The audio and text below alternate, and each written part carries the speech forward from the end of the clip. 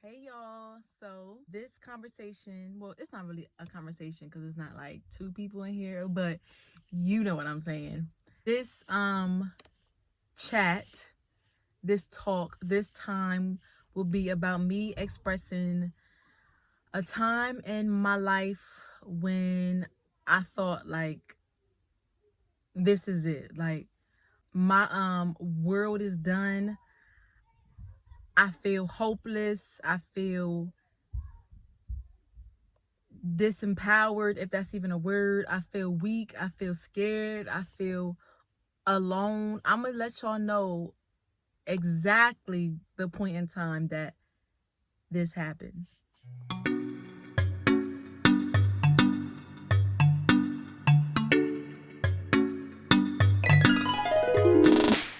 So, um, currently I'm 27 and this happened 10 years ago. Wait, was it 10 years? 11 in 2010. Wait, is that 11 years ago? Oh, yeah. Okay. So in 2010, y'all, I was 16 and I found out I was pregnant.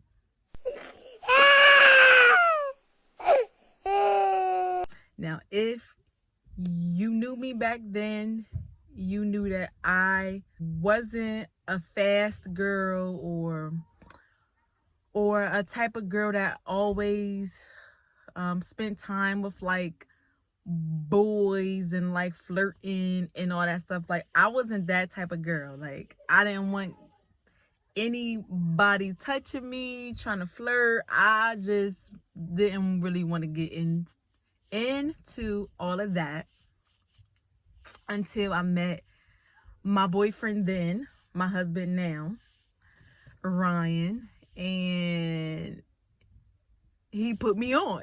It's like he put me into the game and I found out I was pregnant.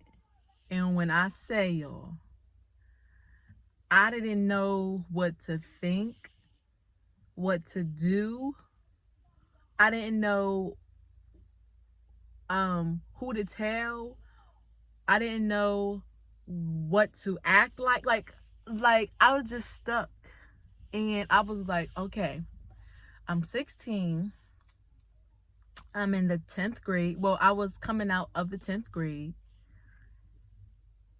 And I had plans for college. I had plans for being in the HBCU with the dancers. Ooh, I had plans to be a pediatrician or Beyonce's backup dancer. I had plans. I had plans for my life, and becoming pregnant at 16 was not one of them, y'all, like at all. I was stuck. I was like, I cannot believe that I'm pregnant. Like, I was in a smart school. I was on the honor roll. I was a good student. I was in the band front. I was a cheerleader. I was just a okay all around girl. Like I was cool. Like I didn't party. I didn't drink. I didn't smoke. I hold on a minute. Stop playing Destiny. Well, my children are playing. I didn't get into things that were too crazy. I was just cool, calm, and collective and being my best self at 16. So let's take it all in. All right. Kumbaya. Oh, my butt. Oh, God. So, okay. If I can remember, the first person who I told was my friend Sheree. She and I were close, like sisters. We went to church together, and I told her, and I was like, I don't know what I'm gonna do, because at that time I was like, well, I know that a lot of people get abortions, and I know that's what people do. And I was like, okay. I was just talking to her, crying because I didn't know what to do. I didn't know what to say. I didn't want church people to be talking about me. I didn't want my family to feel disappointed. I was in a mental fog, okay? But I was talking to her like, I don't know if I want to keep it or not. Let me talk to Ryan. So I called him up. Now, keep in mind, he was one of the popular kids in his high school. He played sports. He was handsome and all that. So he was into that type of fast-paced teen type of life, right? Me, on the other hand, I went to church. I was in the band. I didn't smoke. I didn't party. Now I could dance, but I was just cool. So when I called him up, I think I texted him. Did I text him? I think I texted him. I think I texted him first, and then he called me because I think he was at football practice, or football practice was about to start. So I told him, like, I don't know how you are gonna take this, but I'm pregnant. and he was just as shocked. He was quiet. He was like he didn't know what to even say back either. Like, and to him, he planned on going to college, possibly into the pros for sports. He, I mean, he had plans too. And having a child in the 12th grade was not in those plans for him as well. So the first thing that he said after he took in a couple of inhales was, well, you should get an abortion. I was trying to decide if I was going to keep it or not, right? But once he said I should, it was almost like something clicked and said, who is he and who is anybody else to tell me that I should? So from that point, my whole perspective changed, and I was like, nah, I'm gonna keep this baby. I'm gonna keep her. I don't know what I'm gonna do. I'm scared.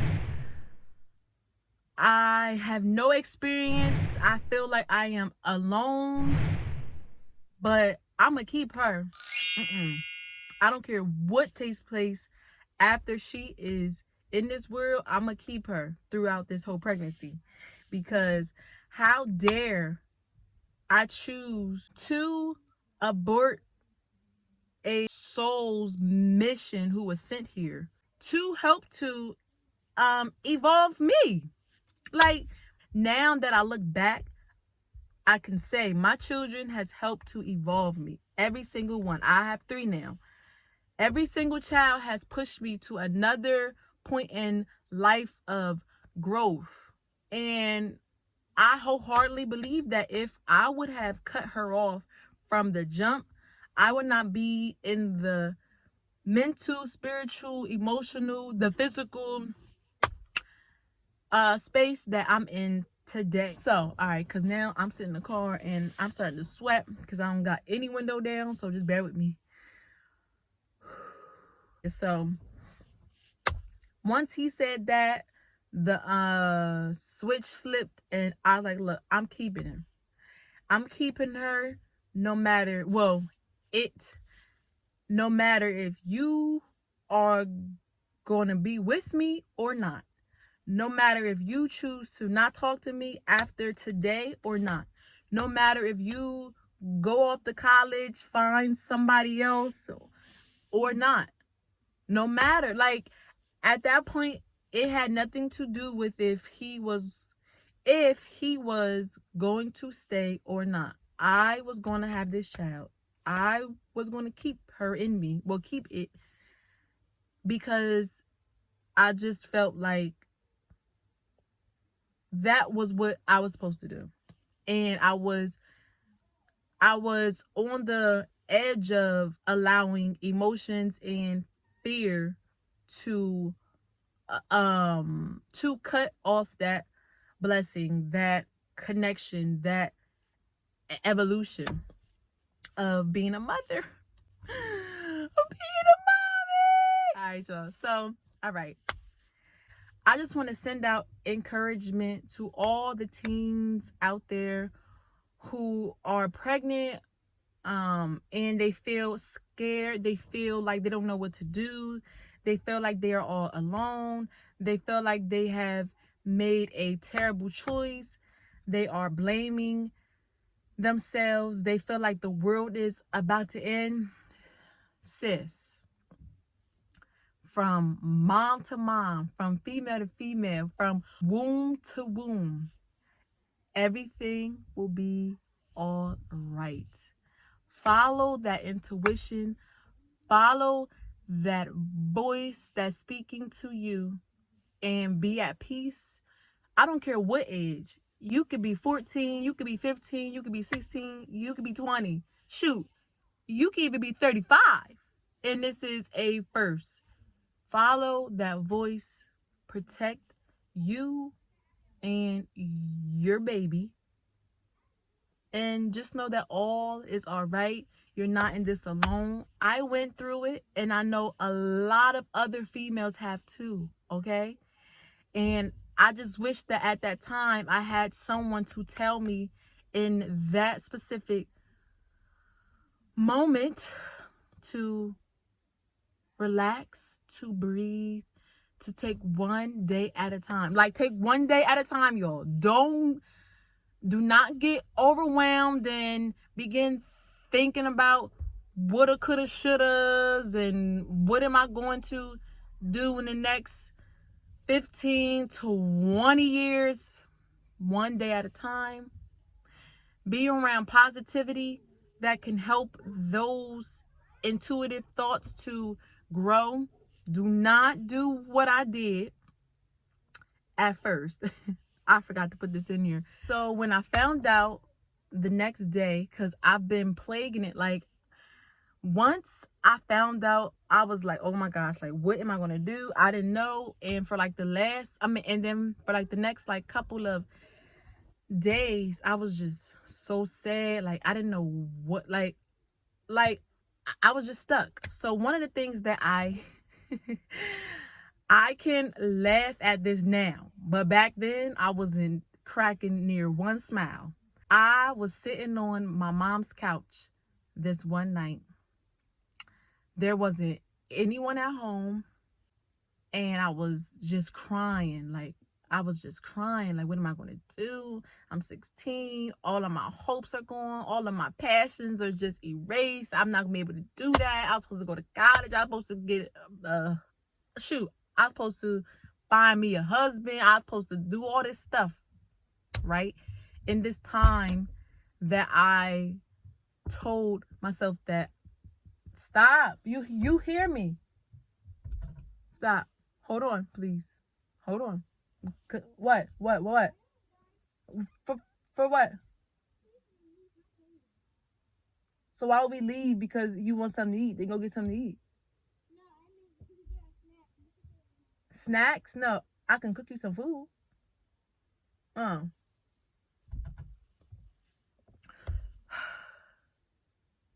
This is part of being a mom. So I will never forget, I was sitting on the couch. I pulled out my little school laptop, one that I stole, and I was been supposed to take that back, but I was like, look, they ain't getting this laptop back because I need one.